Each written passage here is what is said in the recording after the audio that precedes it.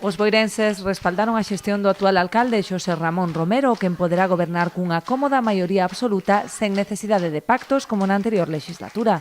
Os socialistas case duplican o número de escanos, pasando de 5 a 9 e converténdose na forza máis votada por riba dos populares de Fernando García Diéguez, que caen de 7 a 5 edís. A verdade que foi un traballo de 4 anos de forma insistente e, bueno, eu creo que agora hai que saborealo, creo que ben merecido por o traballo realizado, como ben dicía antes, por estos 4 anos. A verdade que traballamos tamén estos 15 días para conseguir esta maioría absoluta e, bueno, e ao final ese traballo tan insistente e tan currado, pois, bueno, pois dou os seus froitos, non? Non podemos pedir máis.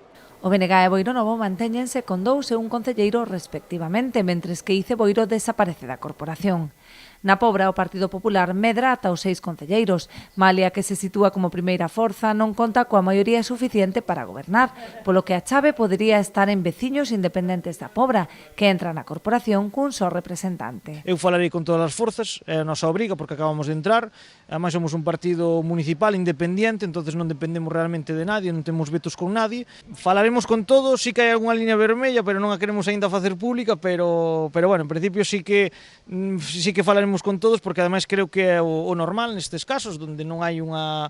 Sí, hai unha forza máis votada, pero non hai unha maioría, digamos, absoluta, entonces pues, se poden dar moitos escenarios. A voluntad de los vecinos lo que determina es que hay un cambio, es decir, oye, somos la fuerza más votada, con 3 concejales más que la segunda formación, pero sí que, oye, ahora tenemos que ver realmente la posibilidad de gobernar con tranquilidad, con una mayoría suficiente, con lo que nos faltaría al menos un concejal más, o, oye, tratar de ver con las distintas fuerzas las posibilidades de llegar a algún tipo de acuerdo para que en el peor de los casos nos dejaran gobernar en minoría para respetar la voluntad de los vecinos. Tampouco lle saen as contas o actual tripartito encabezado por Nos Pobra, que sufre unha forte baixada de 5 a 3 concelleiros.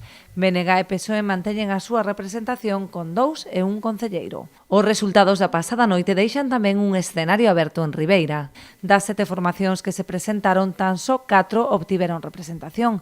O PP pasa de 9 a 10 concelleiros, a un da maioría absoluta.